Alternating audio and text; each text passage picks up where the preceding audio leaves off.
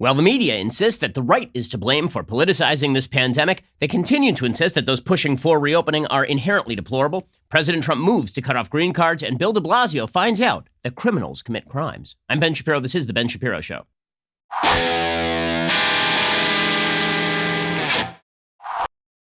Today's show is sponsored by ExpressVPN. My savvy fans secure their internet. Join them at expressvpn.com/Ben.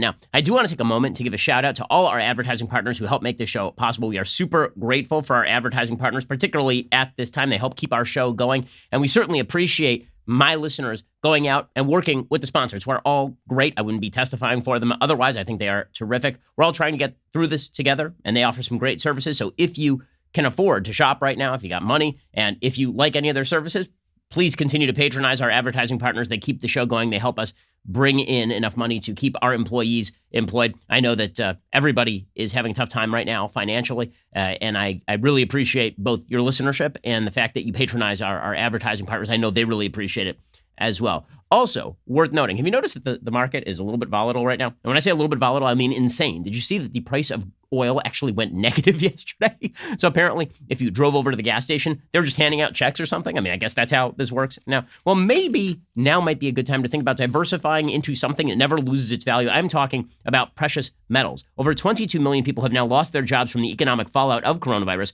even with the stock market having had a slight recovery. Nobody knows what the long-term impact of this thing is going to be, how long it's going to take to recovery. This is going to look more like a U-shaped curve than like a V-shaped curve in all probability, simply because human behavior has changed. You might want to think about diversifying into precious metals, and you know what I'm going to say. Talk to my friends over at Birch Gold to do that. Call Birch Gold right now. Convert your traditional IRA or 401k into a precious metals IRA. If you're interested in doing something like that, I'm not saying take all your money and stuff it into gold. I'm saying that you should take some of your money and probably put it into precious metals as a diversification tactic. Before May 31st, with a qualifying purchase, Birch Gold will give you a free emergency kit.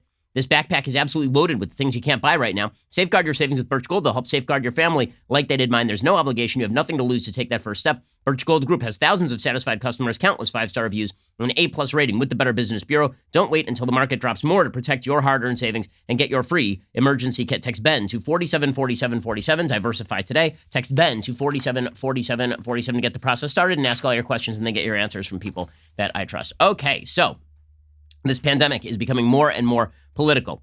This is perfectly expected. People simply cannot avoid the politicization of major issues. And as we'll see, this politicization, in my opinion, is starting from the left. It is happening in the media. It is happening from people who desire to use this crisis as an opportunity to push their political priors. Now, here's the thing. If you're conservative, your political priors are not being pushed right now. I mean, truly, they're not being pushed right now. There are certain natural things that are happening, like decoupling from China. That's just a natural reaction to what's going on. How could you not decouple from a country that's been lying ad infinitum for years, and now their lies caused a global pandemic and a worldwide economic meltdown, right? That decoupling is just a natural consequence of the fact that China is an authoritarian garbage state. Okay, so that's sort of a natural thing. That's not a political thing. Do you think conservatives are super happy about the lockdown policies? I don't think so. But a lot of conservatives were saying, okay, well, if we got to lock down for the moment so that we can get this thing under control and not overwhelm our healthcare system, then let's go ahead and do that. You think that confirmed political priors for conservatives? I don't think so. But I'm seeing a lot of folks on the left whose political priors are being confirmed. And you can really tell this when the president takes action that should be pretty obvious, and suddenly it's wildly controversial. So last night, President Trump tweeted out, in light of the attack from our invisible enemy, and he's talking here about coronavirus, of course, as well as the need to protect the jobs of our great American citizens, I will be signing an executive order to temporarily suspend immigration into the United States. And this has made people absolutely crazy. How could Trump suspend immigration into the United States? First, practically speaking, immigration is suspended. Courts are not processing green cards and visas right now. If you're looking for a travel visa, now would not be the time to do it. European countries have been shutting down travel inside Europe. Right, the so-called Schengen zone, which was an area of free travel, has basically been shut down right now. Countries are shutting their borders to each other inside the EU. Singapore is seeing travelers come back, people who had visas come back to Singapore and spiking a second wave of infections in Singapore right now.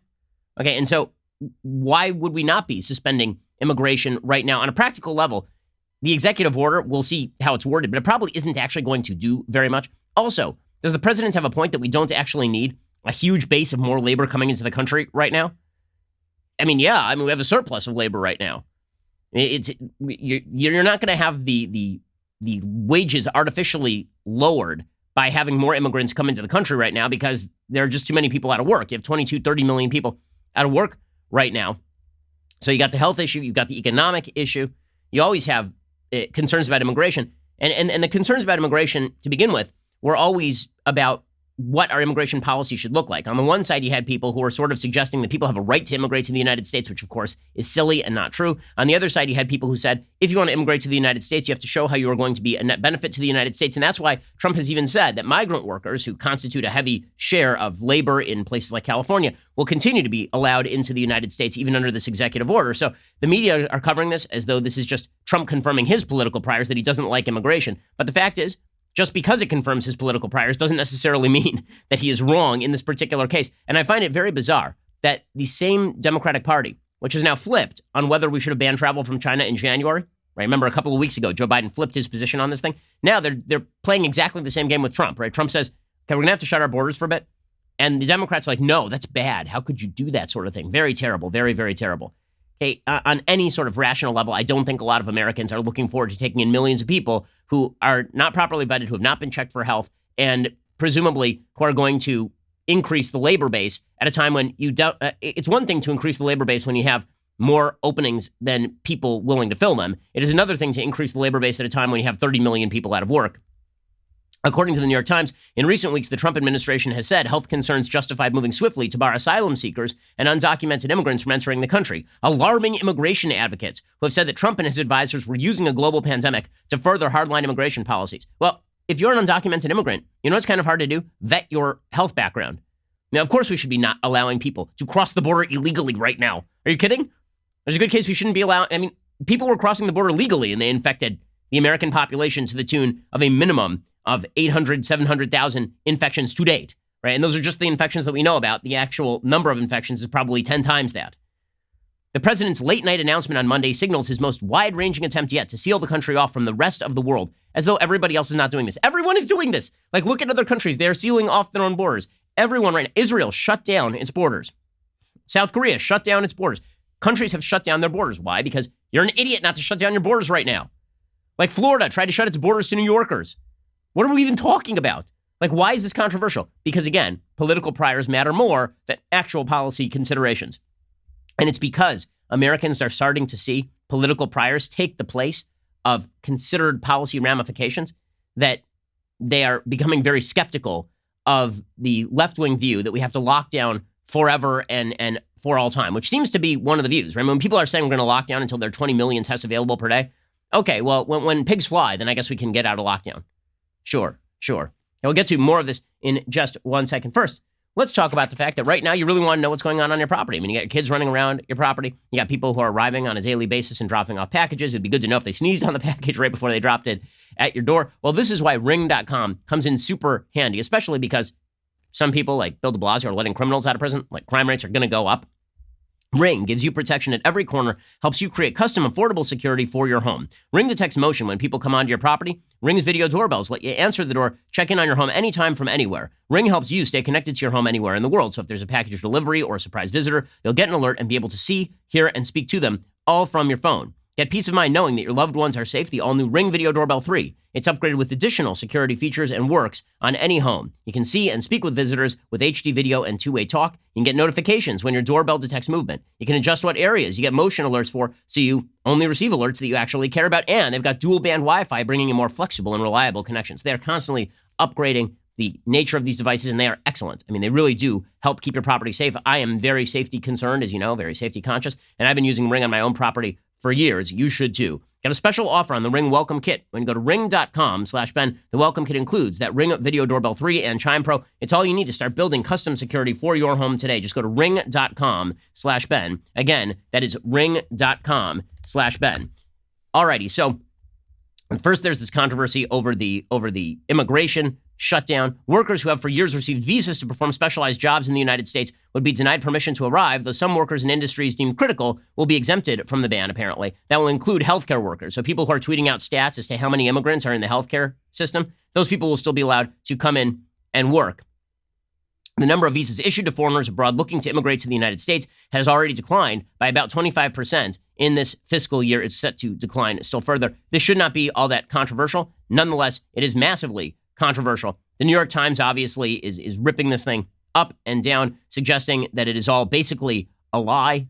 Under an executive order, the Trump administration would no longer approve applications from foreigners to live and work in the U.S. for an undetermined period of time, effectively shutting down the legal immigration system in the same way the president has long advocated closing the borders to illegal immigration.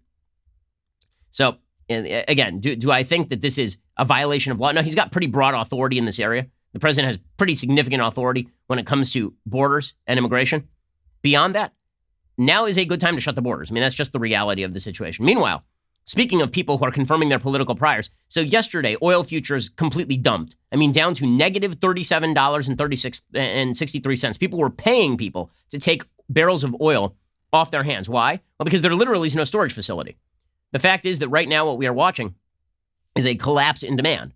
And this is one of the problems, is when you talk about the recovery, one of the things that you have to look at is how much has the underlying demand curve actually changed, because people's behavior has changed. So nobody's driving right now. The oil industry isn't tanking for financial reasons or systemic reasons. It is tanking because no one is driving and because businesses are not operating. And that means that nobody has any use for oil. So there's a glut of oil on the market, and oil has an expiration date, and it needs to be refined. And it's more expensive right now to refine it than it would be to just dump it at this point and do nothing with it. And so the futures contracts, which are going to take hold in May, on May 1st, basically the oil companies are betting that there will be no buyers for the oil and there will be a complete glut of oil. So this is obviously not great for the oil industry, because if they can't make profit, then they're going to start shutting down the pumping.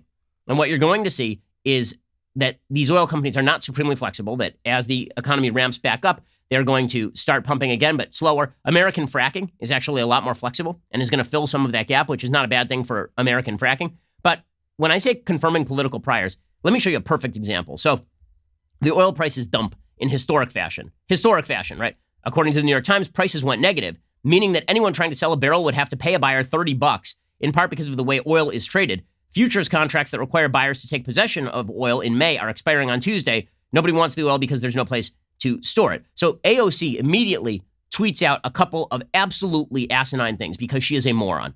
Okay, I'm not going to sugarcoat this. Representative Alexandra Ocasio-Cortez has the IQ of a kumquat, maybe a loquat on the upper end. Okay, she really just, she is just an idiot. Okay, so she tweets out, "You absolutely love to see it. This, along with record low interest rates, means it's the right time for a worker-led mass investment in green infrastructure to save our planet." Cough. Okay, so I'm not sure why she's coughing. I mean, I hope that all is well with AOC's health. But first of all, to celebrate, you absolutely love to see the collapse of the oil industry that supports tens of thousands of American jobs. Really? That's good. So she deleted that one. But then she put up a new tweet, and her new tweet is just as stupid. She tweets, "Now is the time to create millions of good jobs, building out the infrastructure and clean energy necessary to save our planet for future generations, for our economy, our planet, and our future. We need a Green New Deal."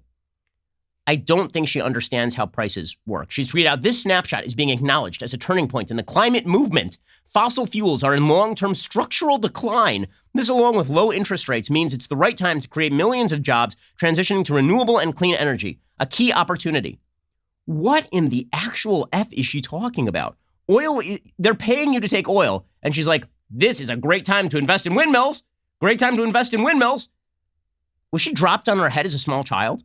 I can't think of any other explanation. BU needs to get, she should get a, I'm gonna advocate for AOC to get her college tuition waived from BU, because she did not get her money's worth. And she was an econ double major at BU, and somehow she graduated with a degree. This does not speak well of Boston University.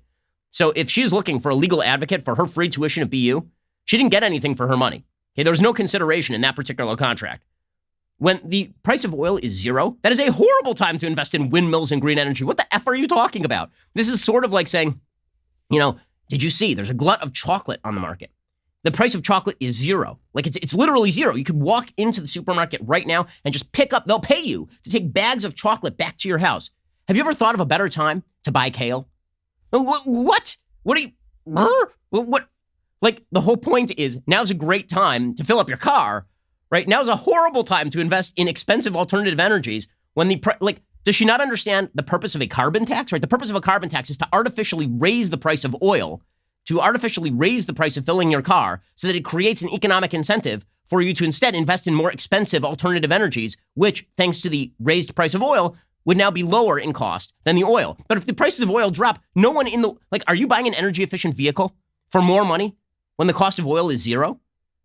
So she's a full-scale idiot. But again, this is confirmation bias at work, right? She is just confirming her priors. She's just confirming her priors. And when you see people confirming their priors, it does make you suspicious. It does make you suspicious that people are not being honest about broad-scale public policy. See, right now, if you want people to take life-altering measures, like staying at home, right, like keeping their kids at home, no summer camps, no movies, no restaurants, no eating out, you want people to shelter in place, you're going to need a high level of trust. And that trust is going to have to be based on the idea that you are not doing this for an ulterior motive. Right? Think about your daily life. There's so many things where you rely on people not having an ulterior motive. Right? So somebody says to you that you bring your car in, your car is broken, you bring it to an auto body shop, and they say, okay, well, we need to replace the transmission. And then you find out that they are being subsidized by the transmission company, and for every transmission they sell, they're getting a $200 kickback. Well, that's going to change your math on whether you actually need to replace the transmission, isn't it?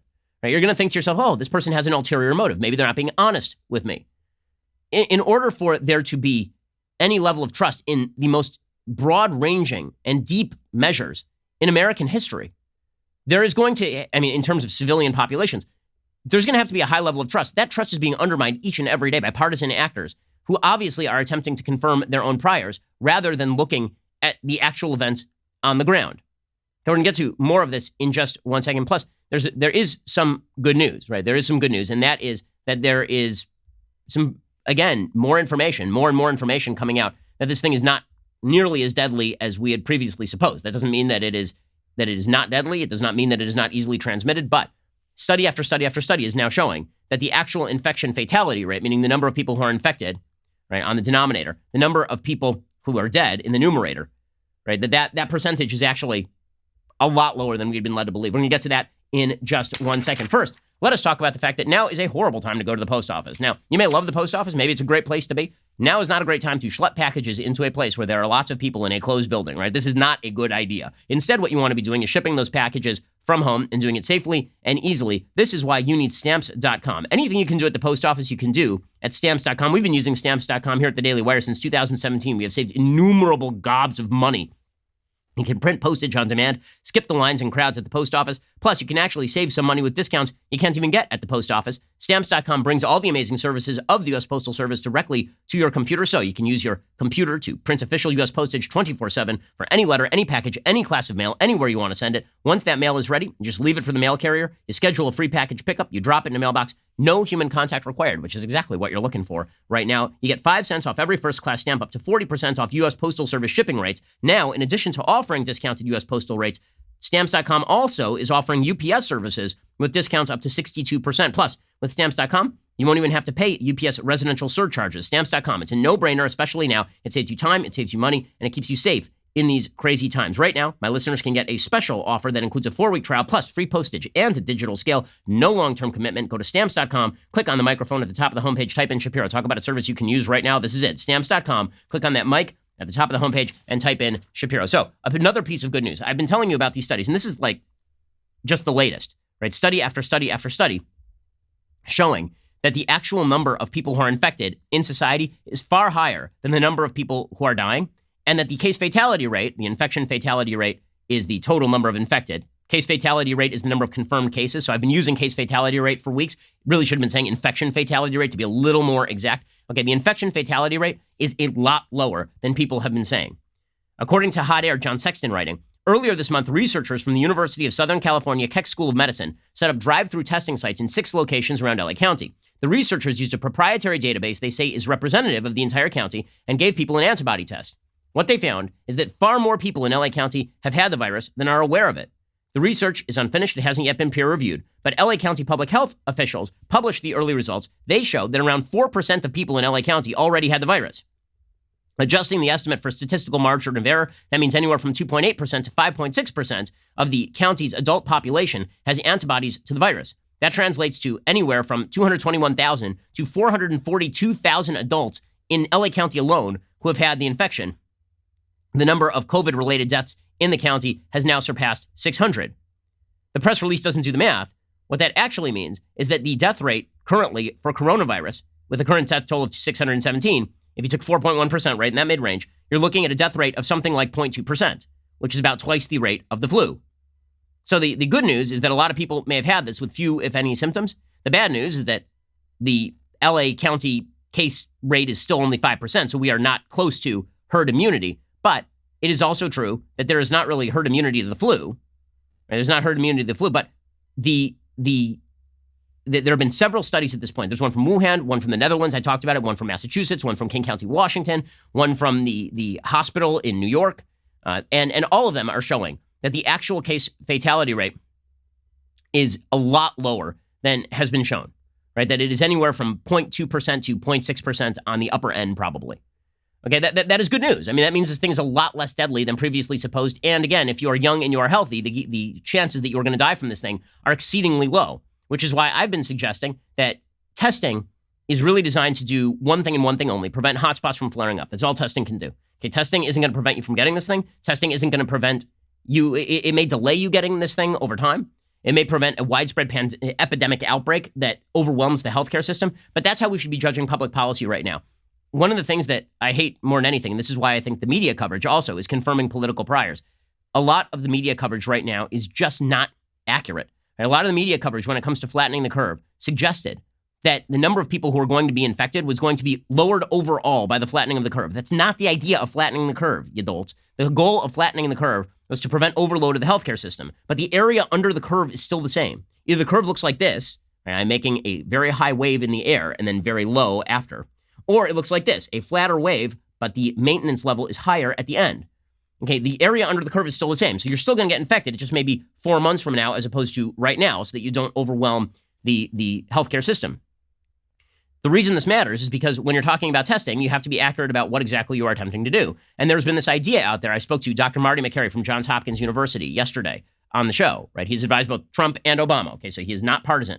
And Dr. McCary basically confirmed what I was saying, which is that testing is not designed to prevent everyone from getting this thing. It's designed to prevent there from being a major spike in an area, because the testing capacity itself is not sufficient to stop one person from infecting a bunch of other people around them in the immediate basis. It is just enough to help contain it so that you can contact trace for some people. So that's what the testing is designed to do. If we're accurate about that, then we can be more accurate about what testing is actually designed to do, how much testing is necessary, and we can throw out these estimates that suggest that we're going to have 20 million tests a day in order so that people can go back to work. That's just a bunch of crap. It's not real. It's not true. And there's a reason that even Dr. Fauci has been suggesting it's more like 300,000 tests a day.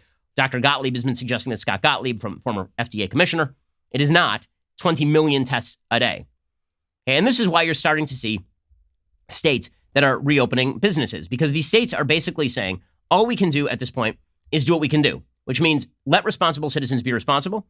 And that's not a bad thing, right? You just have to make sure that the policies that you are taking are indeed responsible, that they balance the risk and the reward of reopening, and that you have enough systems in place so that you can hotspot and contact trace. Now, the hotspot and contact tracing, again, are not designed to prevent infection overall over the long haul. That's not what they do. What they are designed to do is prevent the overwhelming of the healthcare system. So when you look at places that are opening up more, it is a foolish thing, a very foolish thing that the media are doing by focusing in on the near-term effect of removal of lockdowns. You saw this in their coverage of Sweden. I've been saying this for weeks. Sweden took a different strategy. Their strategy was more people will be infected in the near term and more people will die in the near term than they will in the Netherlands or than they will in Denmark. Right? That was their policy. And their policy was the area under the curve will be the same, but we have not shut down our economy and people are going to continue to go out and they're going to be able to live their lives to a certain extent. Our economy will not take the same sort of hit as other economies will take.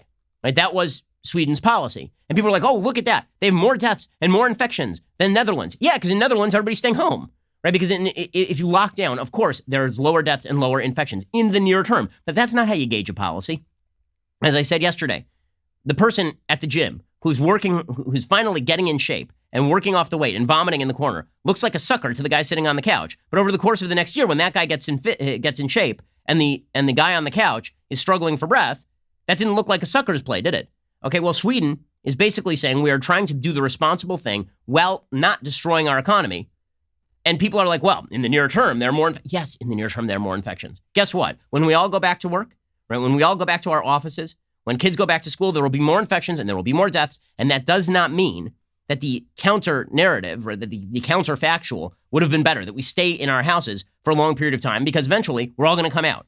Unless somebody comes up with a miracle vaccine, right? All we are doing is buying time and preventing the healthcare system from being overwhelmed. Those are the only things we can do. There are no drugs that cure this thing. There is no vaccine. So with those things in place, all we're going to really be able to do is minimize the number of people who are elderly and who have pre-existing conditions who are out there in public, and that's going to rely on personal responsibility and, yes, regulations about visiting nursing homes and such. And we are going to put in place some testing and contact tracing such that there aren't these massive spikes in areas that overwhelm the healthcare system. But, like, can we please be accurate about this? When people are being inaccurate, it makes me think that maybe they have that ulterior motive again, because I think there are a lot of ulterior motives running around. We'll get to that in just 1 second. Okay, so this has become a point of contention because you can see how people are being stupid about this in the media. You can see how they're covering Florida, how they're covering Georgia. So Florida beaches in Jacksonville, for example. In Jacksonville, they reopened their beaches. That doesn't mean that they were like, okay, everybody go out and party. It's spring break time, man, do it. No, what they said is social distance, walk 6 feet away from other people, wear a mask, and then if you want to go walk along the beach, go walk along the beach. And the media went nuts. Look at these pictures from Jacksonville where people are standing 7 feet apart from each other. This is terrible. First of all, the amount of actual infection in outdoor areas where people are socially distancing is nil. Okay, it is very, very low. When you're seeing stories from places where there's a mass outbreak outdoors, it's because people were right on top of each other. It's because it was Cancun, spring break, actual real world, right? That's like MTV shows, right? People making out on the beach and shtupping each other, right? That is close personal contact. But that's not what's happening in Jacksonville. So Dr. Deborah Birx yesterday, who's been as cautious on this as anybody in the White House, right? She says Florida beaches reopening, that's called being responsible because they don't have a lot of cases out there and people are socially distancing. Florida's Department of Health website is extraordinary, and this is what every Department of Health should have, because when you go to that website, you can see that most of the cases are in southern Florida, in the Miami, Fort Lauderdale, Broward County area. And if you look in Jacksonville, they had less than 20 cases per day and less than 800 in 4 weeks. And so these are the kinds, when you inform the public and give them the information that they need, then they can make decisions along with the local government and governors. What, you mean treating American citizens as though they're responsible actors in a republic? Wow, I know, just crazy, crazy stuff.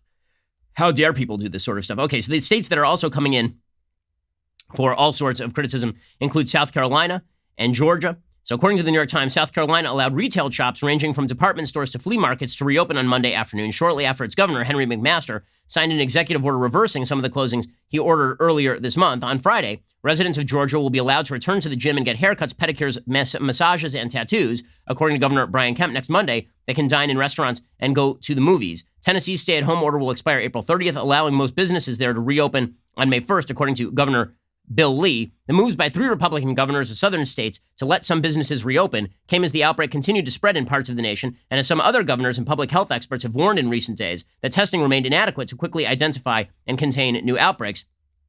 Massachusetts has been particularly hard hit recently. At the White House briefing on Monday evening, Dr. Deborah Birx, coronavirus response coordinator, noted we still have a significant number of cases in the Boston area and across Massachusetts and Chicago. President Trump outlined non-binding guidelines last week for states to ease the restrictions. South Carolina is moving to let its retail stores reopen Monday at 5 p.m., but they have to adhere to social distancing requirements. They have to operate at 20% occupancy or at 5 customers per 1,000 square feet, whichever is less. Okay, which, by the way, is the same policy that they are undertaking in Germany. Okay, opening shops and then telling people that the occupancy is now one-fifth, 1/4 of what it used to be. That's what they have been doing in Europe. Okay, so South Carolina's policy is no different from what Europe is doing. It also said businesses should not allow customers to congregate within 6 feet of one another. The state planned to reopen public beach access points, piers, docks, and wharves at noon on Tuesday, which again makes sense. Just stay away from each other. This is called responsible citizens being responsible. In Georgia, Kemp said at a news conference the state would allow the reopening of gyms, bowling alleys, and salons on Friday. He said his decisions would be the operational standard in all jurisdictions. He says local action cannot be taken that is more or less restrictive. He said that theaters, private social clubs, and dine-in restaurants would be allowed to open April 27th. Bars, nightclubs, live performance venues would remain closed. And you are seeing some businesses reopen as soon as next Monday in Tennessee. Now, the Georgia order is broader than the South Carolina order, and this is the one that has come under the most scrutiny. On a personal level, I think that the riskiest censors here are probably places like gyms, Bowling alleys seem pretty risky. I mean, you're literally sticking your hands on objects that other people are sticking their hands on. So the transmission of this thing on objects is pretty high. But barbers are sort of a different thing. They are, if everybody is wearing a mask and a barber is working on you, that's less risky. Hair designers, nail care artists, all of those areas seem less dangerous. Again, people are acting as though Kemp said that you should just go out and party it up. This is not right. All of these areas are allowed to reopen only with specific social distancing guidelines and sanitation mandates, including enhanced workplace sanitation, the minimum basic operations. You have to do this if you want to reopen in Georgia. Screening workers for fever and respiratory illness, so they're doing fever checks. Enhancing workplace sanitation, wearing masks and gloves, separating workplaces by 6 feet, teleworking if possible, and staggered shifts. So again, the media are covering this thing as though he's basically saying, go out willy-nilly, enjoy yourself. That is not correct. This is not correct. So, and if you are still afraid, then you don't have to go out and do this. It will be interesting to see what happens in Georgia. It'll be interesting to see if the healthcare system is overwhelmed. So the only way that you're going to be able to judge whether Georgia is doing the right thing or the wrong thing is after a time delay. Now it's like Sweden, right? Was their healthcare system overwhelmed? If their healthcare system was not overwhelmed, well, then this is just what's called living in public. And also, people should use their own best judgment. Okay, if you are elderly, you should stay indoors. If you are and away from other people. If you have pre-existing conditions, you should not go out and party it up. Everybody should be acting responsibly with masks and social distancing. And the way the media are covering this thing is though Kemp did something that is completely evil. I again, don't see that at this point. We'll only know if it's irresponsible if there is a spike and it is not detected by testing and contact tracing, because that's the only thing that can be prevented. I'm only going to judge the activity of governors by the stuff they can prevent. Okay, well, and the stuff they can, and when I mean the stuff they can prevent, there are going to be people who say, well, you can prevent everything by keeping everybody home forever. That's not a realistic solution. Okay, California will release at some point. New York will release at some point, and they will be doing exactly the same sorts of stuff that Kemp is doing. They'll just do it 3 weeks from now or a month from now or 6 weeks from now. And the only way you're going to be able to tell whether Kemp was right or wrong is after a year, what were the death rates in Georgia, adjusting for population size, adjusting for demographics, adjusting for pre-existing health conditions versus California. People are going to try and judge this thing in real time. People are going to try and judge this thing as though there's a spike in cases in Georgia because people are out and about. Again, yes, because people are out and about, and that is expected. I'm assuming that Georgia knows this, that the rates are not going to be the same as they are if you lock everybody in their homes, obviously. Okay, in a second, we're going to get to why this is becoming so political. And it is becoming really political because politics always intrude when it comes to massive public policy decisions like all of this. We'll get to all of that in a moment because as you will see, when it comes to pushing priors, as I keep saying, we are now seeing a serious movement on the left to suggest that anybody who wants to reopen in measured, smart fashion, that anybody who actually wants to reopen based on the evidence wants lives to be lost, which is that's the first resort of people who are full of crap. Okay, if you ever hear somebody say, this political conversation, I can't even have this conversation. You just want people to die. That's all. You just want people to die. Yeah, go F yourself. Like, seriously, that's not a conversation. That's just you insulting me as a bad person, which means you don't want to have a conversation. It means that you're an irresponsible political adversary. Okay, and then that is the tactic. The tactic is you want people to die if you disagree with people on the left who want full-scale lockdown, presumably for a very, very long time. And then the actual agenda item is complete remaking of American society. And we're starting to see that rolled out in serious fashion, right? That the crisis is an opportunity.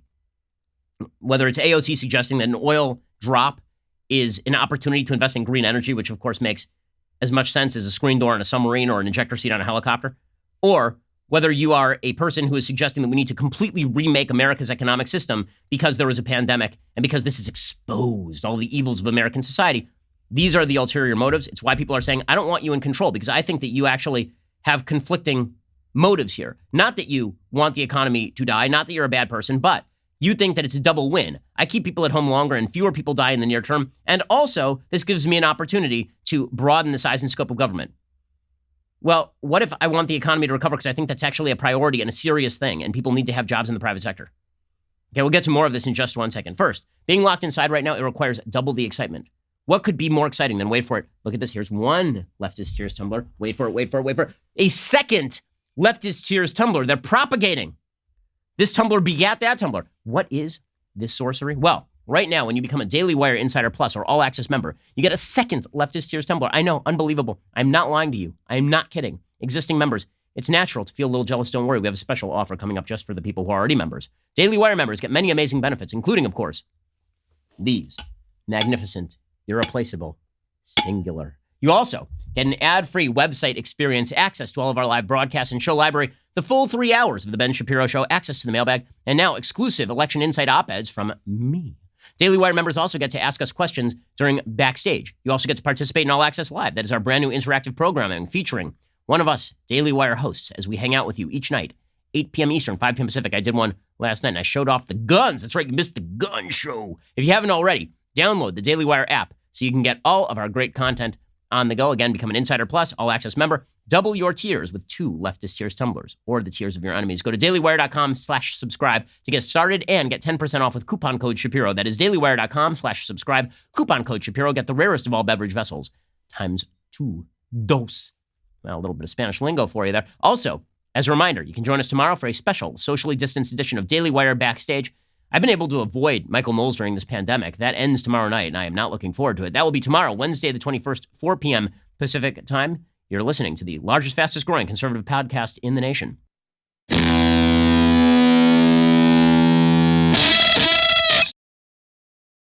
So politics never stops, of course. And the politics of the current negotiations over another bailout package, those politics have not ceased either. Democrats keep insisting on loading up this bill with more and more and more stuff, including now they want bailouts for states and localities. Now, if a state or locality has incurred cost at the behest of the federal government, it makes sense that the federal government should backfill that. But if states and localities are just looking for a bailout for the fact that they've run their states like garbage for years, this seems like a stupid policy. And I don't know why California's mismanagement should be the fault of Texas. I don't know why New York's state deficit should be the fault of Texas. Right now, according to the Washington Post, I believe, a Republican and Democrat in the Senate are proposing a $500 billion fund for state and local governments as part of the next comprehensive rescue package from Congress. Apparently, they want $150 billion for municipalities' virus expenses, but the one that was the one in March. It provided for virus expenses, but it didn't address budget shortfalls. Budget shortfalls? Like, I'm sorry, you're going to have to explain to me why Texas should have to assume the cost of money that California has already spent. Like, California's been fiscally irresponsible for years, and now they're going to go to the federal government and ask for a bailout. That is political. That is just as political as people asking for bailouts of companies that don't deserve a bailout. Right? That weren't damaged by this, just ran their companies badly. Meanwhile, speaking of, again, the partisan politics here, the New York Times is suggesting this thing became political because of the right wing. Right? This is the line. The line is that the right wing has made this political. Jeremy Peters, reporting for the New York Times, he has a piece called "How Abortion, Guns, and Church Closings Made Coronavirus a Culture War." He says, "This is what it looks like when a pandemic collides with the culture wars in America. The mayor of Louisville, Kentucky, warned churches that holding services on Easter Sunday would defy the city's social distancing guidelines. Mitch McConnell answered with a stern letter arguing religious people should not be singled out for disfavored treatment. The Democratic governor in Michigan extended bans on certain outdoor activities to include using motorboats. Conservatives called her an authoritarian and caricatured her moves as a slap at people who enjoy the outdoors. Even though firearms stores remain free to do business in most of the country, the NRA has a stark message for gun owners. They want your guns and they want them all. This is what Charlie Daniels said in a promotional video. The new patchwork of state and local policies designed to flatten the spread of coronavirus is inflaming old passions over some of the most contentious issues in politics." Well, maybe it's inflaming passions because the policies have been patchwork, inconsistent, and having nothing to do with public health. Gretchen Whitmer, in Michigan, is telling people they cannot take a motorboat out on the lake, but they can take a boat that does not have a motor out on the lake, by the way. But you can get an abortion. So no buying seeds at the local Target, but definitely make sure you can have an abortion. An essential service to have an abortion. Is that maybe her not actually saying something about public health, but saying something about politics? When you have people suggesting that churches should be singled out as places for public gathering, not just general policies saying don't get together in big groups, and that includes everything from churches to social groups to movie theaters, right? That's a general policy. And by the way, I'm a religious person who goes to synagogue regularly, and I was advocating for the shutdown of synagogues before like anybody else, right? I specifically avoided Purim parties in my neighborhood because of all of this, and I've been pretty strong on this. There's a difference between that and singling out religious institutions. Could it be that maybe the reaction has been driven by the petty authoritarianism of people who seem to be reveling in their newfound authority? Could it be that a lot of people in the media have been pumping up a political vision of this in which President Trump is to blame for every ill, but every governor who takes an authoritarian action is somehow a hero? Could it be that when the media prop up Andrew Cuomo as somehow being America's governor at a time when he completely blew it in New York, by the way? Right? According to the New York Times, he blew it in New York. And he should have shut down a week and a half earlier, 2 weeks earlier. And then they propped him up as like a hero because he kept yelling about how the federal government needed to send ventilators. And as Rich Lowry has written at National Review, the federal government did send ventilators. And New York did not need 40,000 ventilators. And the federal government was trying to be flexible so other states would also have access to ventilators. And when all of that happened, the media portrayed it as though Trump was evil and Cuomo was good. Is it possible this thing was political and then the right is responding to the politicization and saying, well, it seems to me that I can't trust you to be honest about this sort of stuff? Is it possible this got political when you have a poll out today that shows that 60% of Democrats say that Trump is more to blame for the current crisis than China is? According to a Rasmussen poll, 42% of U.S. voters agreed with Senator Chris Murphy's recent statement. The reason we're in the crisis is not because of anything China did, not because of the WHO, it's because of what President Trump did. 60% of Democrats agree with Murphy that Trump is more to blame than China and the WHO. Is it possible that we didn't start the politicization here on the right? Is that possible? Is it possible that when we look at people on the left who are eager and just jumping, champing at the bit to remake the entire American system, to tear down the private healthcare system, to tear down free markets, to suggest massive redistribution and slavery reparations and all sorts of leftist goodies they wanted 5 minutes ago, but now they want on the back of a pandemic? Is it possible that we're saying to you guys, well, maybe you have an ulterior motive here? I'm seeing piece after piece released suggesting that America sucks. Right? This is the new talking point, is that America sucks and therefore we need vast change.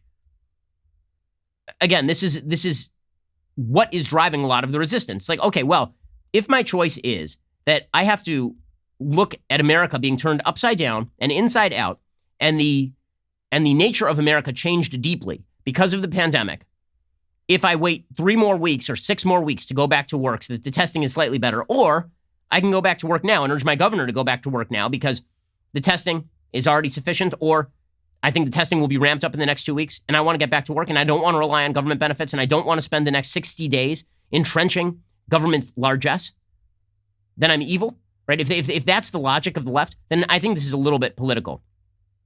And the media are so dishonest in all of this. There's honest good faith disagreement about what is the actual tipping point when you can actually go back to work, right? That's an actual good faith argument that can be had based on data. We have the argument every day here, right? I've had conversations with nearly every health expert at the top of government about this. And there's no clear-cut answer. It is a sliding scale. There's no binary decision where you flick on and it's safe and you flick off and it's not safe. That's not the way any of this works. These are hard decisions. But the way the media are portraying this is that it's not a hard decision at all. The easy decision is stay at home. And also, by the way, we're going to change everything you love about America. And it's never going to come back. Right? We're going to get to this in just 1 second. So let's take, for example, Don Lemon. Right? So Don Lemon over at CNN, objective journalist Don Lemon, very journalism-y, lots and lots of journalisming. Right? He says that the only people who want to reopen, they only want to reopen because they want a haircut. This is the most dismissive garbage bullcrap I've heard in a long time. That the reason that people want to go back to work and have a job is because they want a haircut? No, Don, I'm pretty sure it's because there are people who are now going to food banks because they don't have food in their fridge. Don Lemon is over at the CNN studios with a job and with a salary. And Chris Cuomo is able to work from home even with coronavirus. How about all the people who don't have jobs today and who have had their dreams stripped away as their small businesses have been tanked by the economy and tanked by the force of the federal and state governments? Don Lemon sneering at people who want to go back to work. Maybe I think if you mischaracterize your opposition this badly, then maybe I don't trust you when it comes to broad-scale public policy. Here's Don Lemon being a jerk. You're slapping the faces of the people who are the healthcare workers who put their lives on the line every day because you want a haircut, you want to go play golf, you're concerned about, of course you're concerned about your business. Tell the president that. And you're out there with guns, with weapons strapped to your chest, saying, oh, you want to get, you're fighting against the people who are telling you to stay at home, trying to save your lives. You're upset with those people. In the meantime, there are people who are keeping your cities going, keeping your loved ones alive, and you want to get a haircut? Who the hell do you think you are? Okay, the people who are protesting, by and large, are not people who just want a haircut. Like, the minimization of the concerns on the other side of this coin are insane. That's insane. Okay, this is Great Depression levels of economic collapse. And he's saying, oh, well, you just grow a mullet. The hell is he talking about? It's wild. It's wild. And when you see, again, members of the media who are just, they cannot contain themselves at the amount of change they want to perform on the American system on the back of this thing, it makes people suspicious. It makes people deeply suspicious. And there's an article, 2 separate articles in the New York Times today. One called The Ideas That Won't Survive the Coronavirus by Viet Thanh Nguyen. COVID-19 is killing off the myth we are the greatest country on earth. Oh, here we go. So now it's all about how America sucks. Shocker. Shocker.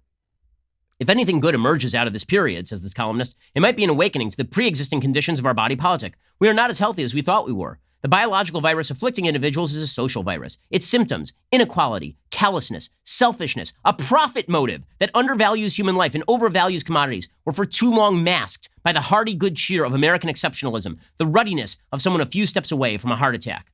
Profit motive? Oh, you mean, the profit motive that's actually getting people to produce the masks and the ventilators and all of the medical equipment and the PPEs, and that is keeping our hospitals open in flexible fashion in a way Italy was not able to and the NHS in Britain was not able to?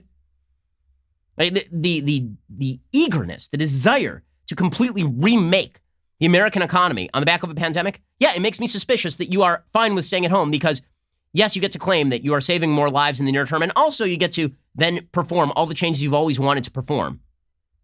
This columnist says, even if America as we know it survives the coronavirus, it can hardly emerge unscathed. If the illusion of invincibility is shredded for any patient who survives a near-fatal experience, what might die after COVID-19 is a myth. We are the best country on earth. A belief common even among the poor, the marginal, the precariat, who must believe in their own Americanness, if in nothing else. Now, America's bad, very, very bad, very bad. And that America has a history of settler colonization and capitalism that ruthlessly exploited natural resources and people, typically the poor, the migratory, the black, and the brown. That history manifests itself today in our impulse to hoard, knowing we live in an economy of self-reliance and scarcity, in our dependence on the cheap labor of women and racial minorities. Okay, and then you're telling me to stay home? The general response of Americans to this is going to be, people like you are telling me to stay home, go take a hike, son. Like, no, that is not something I'm willing to do. Take a hike.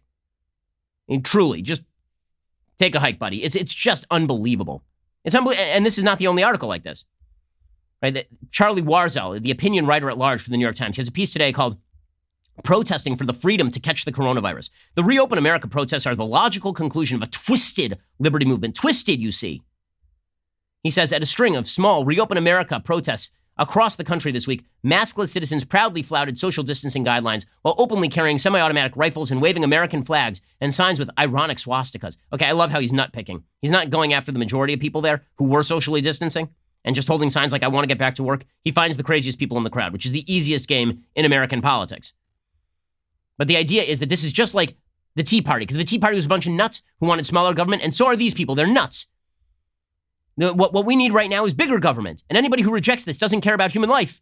They don't care about human life. It's really quite amazing. It really is quite amazing. You want to know why people are not paying attention to your recommendations on policy? Because we don't believe that you are honest about what you think it will take to stop the pandemic and what it will take to get back working again. We think that you want to change the American economy and that you are more than happy to sit around until that happens. All right, time for a thing I like and then some things that I hate. So, things that I like today. There is a new series on Hulu via FX called Devs. It's great. It's made by Alex Griswold, I believe his name is, who is the guy behind Ex Machina. Alex Garland, thank you. Alex Garland. And Alex Griswold works here. Anyway, Alex Garland. And Devs is basically, the premise is that they've designed a machine that is capable of identifying down to the most microscopic portions of any physical object, everything about that object, which means that you can then extrapolate out from that thing all of past and all of future. So the basic metaphor that's used in the series is that if you push a pencil and it rolls across the desk, and you could measure the pencil, like really measure the movement of the pencil, you could see how much force is applied on it. You could fill in how hard it was pushed, who pushed it, what that person's body mass was. You could actually extrapolate the past and the future, how fast that's going to roll. And so the whole series is about determinism and free will. I think it's fascinating. I kind of love this series. Here's a little bit of the preview. You know what happened to him. If you came for answers, ask me what you don't know. What is Devs? This is the only principle you need to understand. Nothing ever happens without a reason. Everything was determined by something prior. They're fanatics. We need the police. You want to take them down?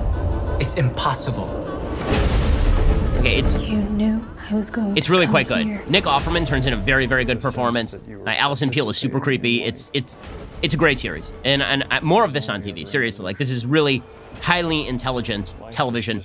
I kind of love it. It's pretty spectacular. So go check that out. Okay, time for some things that I hate.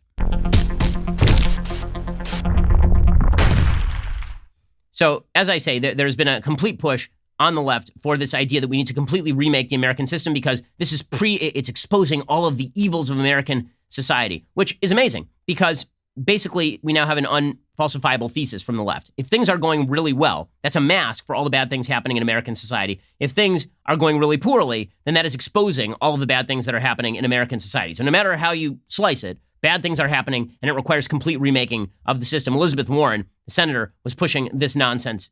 She was suggesting that the disparities in health outcomes for black and white women, it has to be because healthcare professionals are racist or something. Like, really, this is what she is pushing. She's pushing the disparities in black maternity mortality statistics, right, which has been pushed by everybody from Stacey Abrams to the New York Times, neglecting to mention the fact, by the way, that there are racial disparities in outcomes in Europe as well, which doesn't have the same history as the United States, obviously, and also neglects to mention that there are pre-existing conditions that run concomitant to race. It's not caused by race, but there's crossover that largely explain black maternal mortality rates being higher, namely malnutrition in the womb, obesity of mothers, right? These are things that help explain the disparity in black maternal mortality rate. Okay, with all of that said, Elizabeth Warren making the common and obvious error of mistaking all inequality for an underlying structural inequity. Now she's blaming healthcare professionals. This is just, at the same time healthcare professionals are putting their lives on the line to save people, black, white, and green, she's out there suggesting that our healthcare system is staffed by people who are inherently racist. Do the healthcare professionals listen? Do they listen to Black women? And why it is so important to raise this issue, because it's not like somebody deliberately says, oh, I'm not going to pay attention. It's that it's happening. And if you don't raise awareness about it and get some accountability in the system, too many people say, well, I didn't have anything to do with that. That's not me. Okay, well, what if they didn't have anything to do with that and it wasn't them? I mean, like, again, the idea is that now you're going to attribute all of the inequalities in a system to current people doing bad things that they don't even know they are doing. So now we are ghost hunting, right? Now we are attributing motives to people that they don't have themselves, but deep in the recesses of their brain, they're still a little racist, and that is why you are getting these outcomes. I mean, strange that everything amounts to the same. It doesn't matter what happens in front of the equal sign. It doesn't matter what the equation is in front of the equal sign. X plus Y always equals overthrow American society and completely restructure it. It's pretty incredible. It really is. And it is a lot of this is also based on political expedience. A lot of this is based on the easy belief that your political opponents are evil. They don't have different priorities from you. They're actually evil. So Rachel Maddow tried to trot this one out last night. She suggested that conservatives are operating from Earth 2 when they talk about people going back to work. Or alternatively, they have a different assessment of the risks and benefits of staying out of work as an entire society. And that assessment is different from your own. And that is called an honest political disagreement. But according to her, it's Earth 2 and conservatives want people to die. And this is it's just claptrap. Even in times this weird, conservative media is like Earth 2. Like all the rest of us are on Earth 1. And they are on a completely different planet in terms of what the news is and what it means to cover it. And the conservative media is as influential as they ever were, if not more so, when it comes to Republican elected officials and conservative voters in the Republican Party base. But the conservative media, the most influential parts of it really are living in and describing and now promoting a completely different world than the one that all the rest of us live on. Okay, the one that you live on, Rachel Maddow, is the one where you are operating from a studio and getting your salary paid. That's the world that you are living on, right? The world that Chris Cuomo is living in. That's the world that everyone in CNN is living in. Now, all the members of the media do not live the same lives as the 30 million people who are now unemployed. They do not live the same lives as the small business owners who sunk their life savings into a restaurant to watch it disappear. They are not living in the same world as people who actually were living on the bubble and now need to go make a living. They're not living in the same world as you. This is why you end up with ridiculous comedian Patton Oswalt tweeting out over the weekend, just, you know, we say that it's a sacrifice. You can always just sit home and just watch Netflix. No, Patton Oswalt can sit in his mansion and watch Netflix. There are a bunch of people who actually don't have a full fridge. That's the disconnect. And by the way, Democrats are just full of it. I mean, here, this is a brutal ad. So the RNC put out an ad about Nancy Pelosi. So I showed you a clip the other day of Nancy Pelosi standing in front of her very expensive fridge. And again, I'm all for very expensive fridges, but I'm also for people being able to work so that they can afford food in their fridge. Apparently, Nancy Pelosi is not for that. So she is holding up funding for small businesses, and she's standing in front of this fridge talking about how it's stocked with expensive gelato, chocolate ice cream. And the RNC cut this viciously brutal ad. It is perfectly honest, and it does demonstrate the disconnect. You want to talk about an Earth 2? This is an Earth 2.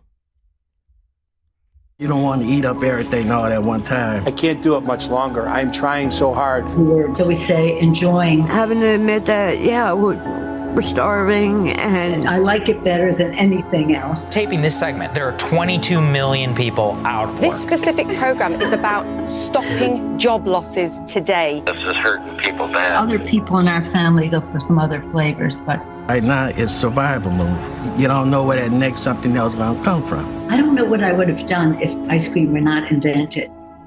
I just wonder. Brutal ad. And then it says, let them eat ice cream. It is a brutal ad. I mean, people are not eating. People are going to food banks. People are in line for food banks in Miami going blocks at a time. And we're pretending this is, you know, as Don Lemon says, just people who want to go out and get haircuts. Really? That's what's going on here? Speaking of people who are completely disconnected, Bill De Blasio continues to be a complete tool bag of stupidity. I mean, my goodness. Bill De Blasio, groundhog murderer. So Bill De Blasio today tweeted out, or his office tweeted out, that when this is all over, they want to hold a ticker tape parade for healthcare workers. Now, I'm all for rewarding healthcare workers, but a ticker tape parade sounds like a very, very bad idea. At this time, what the hell is he talking about? That wasn't even his most delusional comment of the last 36 hours. My favorite, I did enjoy this, is Bill De Blasio and New York officials have decided that it is worthwhile to release inmates from Rikers Island. Okay, Rikers is the jail facility where people are being held before trial. And they decided we're not going to hold people, right? We're going to let criminals out. And then it turns out that some of those criminals, wait for it, they are criminals. And they go and they perform crimes. So Bill De Blasio suggests that he is just shocked by this. He says, in fact, it is unconscionable that criminals are performing crimes. This may be the stupidest human being in the United States, and he lives within a several block radius of the only competitor, AOC. Here's Bill De Blasio just being a communist moron. My God, Bill De Blasio. There would be, a rigorous monitoring effort as well, and that has been built up. We do see some recidivism. I don't have the exact numbers. We see some. I've not seen a huge amount, but any amount is obviously troubling, and I think it's unconscionable just on a human level that folks were shown mercy, and this is what some of them have done, but, it's a small number of people. And, it's troubling and it's unconscionable. Troubling and unconscionable. I mean, I just can't believe it. It's troubling. That's what happens when you release criminals from prison. What? Yes, Bill De Blasio. Earth 2. Because Bill De Blasio doesn't exist in the same world as the rest of you peons. Right? He's walking in the park with his wife. Bill De Blasio doesn't live in your world. Bill, the double standard that applies to people in positions of political and media power, it does allow them an enormous amount of wiggle room when it comes to declaring that everything is basically manageable as it currently stands. It is not manageable as it currently stands. And this is why you have to independently assess, and everybody should independently assess, what are the risk factors, the risks and the rewards of the policies that we are paying attention to. And that is not an easy answer. Anybody who gives you an easy answer, we should open up right now, or we should close up right now, what the conditions are, nobody has an easy answer. Anyone who suggests an easy answer is lying to you. There is no easy answer. There is no answer that reduces the risk to zero. There is no answer that is going to completely save the economy in the absence of underlying demand. So take everything with a grain of salt. And I guess now we have to examine the motives of our public policymakers, because they're making fairly obvious that many of them do have, in fact, ulterior motives and are disconnected from the worries of many people in American society. And that's what's driving a lot of the political unrest. You want to know how this became political? Because for a lot of people, it never stopped being political. Alrighty, we'll be back here a little bit later today with 2 additional hours of content. Otherwise, we will see you here tomorrow. I'm Ben Shapiro. This is The Ben Shapiro Show. The Ben Shapiro Show is produced by Colton Haas, directed by Mike Joyner, executive producer Jeremy Boring, supervising producer Mathis Glover and Robert Sterling, assistant director Pavel Wydowski, technical producer Austin Stevens, playback and media operated by Nick Sheehan, associate producer Katie Swinnerton, edited by Adam Sayevitz. Audio is mixed by Mike Coromina. Hair and makeup is by Nika Geneva. The Ben Shapiro Show is a Daily Wire production. Copyright Daily Wire 2020. Hey everybody, it's Andrew Klavan, host of The Andrew Klavan Show. You know, some people are depressed because the American Republic is collapsing, the end of days is approaching, and the moon has turned to blood. But on The Andrew Klavan Show, that's where the fun just gets started. So come on over to The Andrew Klavan Show and laugh your way through the apocalypse with me, Andrew Klavan.